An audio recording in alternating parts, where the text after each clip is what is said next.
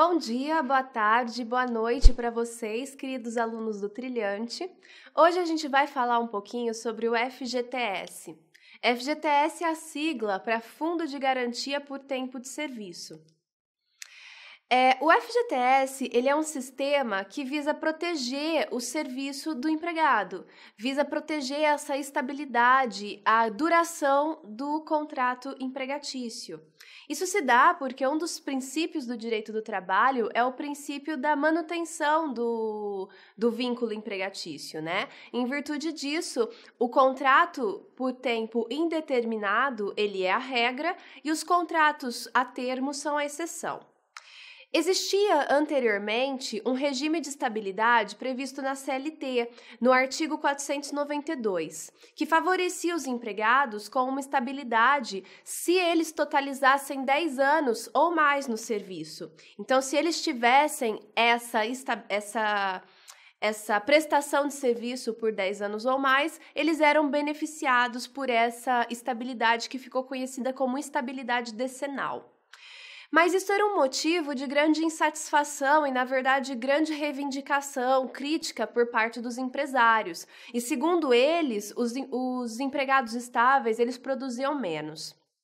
E, em face dessas críticas e dessa pressão por parte dos empresários, ocorreu a Lei 5.107 de 1966, que trouxe o FGTS. Primeiramente, ele era um sistema alternativo a essa estabilidade decenal. Então, o empregado ele poderia escolher se ele queria, a partir do momento que ele preenchesse os requisitos da estabilidade decenal, ou seja, prestar serviço por 10 anos ou mais, ele poderia escolher se ele efetivamente ia querer essa estabilidade ou se ele ia optar pelo sistema do FGTS. Contudo, a partir do momento que o FGTS se tornou uma alternativa, todos os empregados acabaram optando por ele. Na verdade, por uma certa pressão dos empregadores que preferiam o FGTS e acabavam fazendo essa pressão para que os empregados escolhessem esse regime. Então, outra coisa interessante foi que essa modalidade, ela criou grande controvérsia, essa fase onde se podia optar pelo FGTS, porque alguns trabalhadores se sentiam prejudicados ao escolher o FGTS, porque ao longo da sua estabilidade eles criavam benefícios monetários a esses trabalhadores.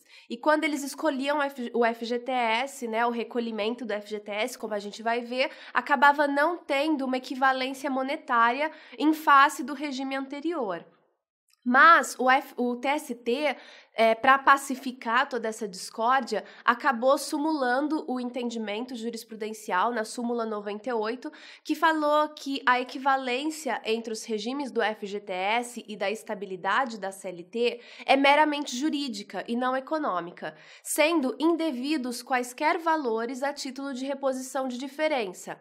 Ou seja, os dois institutos visam proteger, tutelar a permanência dos empregados na condição de empregados, na permanência desse vínculo empregatício. Contudo, isso não significa que tem que ter uma equivalência monetária, uma equivalência no que o trabalhador vai ter de benefícios econômicos, tá? Porque os regimes, eles têm essa equivalência jurídica, não econômica. A partir do momento que a Constituição vem, ela generaliza o sistema do FGTS, o que acabou sendo uma coisa um pouco institucional, uma coisa um pouco mais burocrática, jurídica, porque, como eu disse anteriormente, a partir do momento que o FGTS se tornou uma opção, ele acabou sendo optado pela maioria dos trabalhadores, dos empregados. Então, a Constituição vem, generaliza e passa a ser a regra o FGTS. Isso está previsto no artigo 7º, que fala que são direitos dos trabalhadores urbanos e rurais, além de outros que visem a melhoria de sua condição social, o Fundo de Garantia do Tempo de Serviço. Lá em um dos incisos desse artigo 7º, a equiparação dos trabalhadores avulsos a esses trabalhadores urbanos e rurais. Consequentemente, eles também têm direito ao FGTS.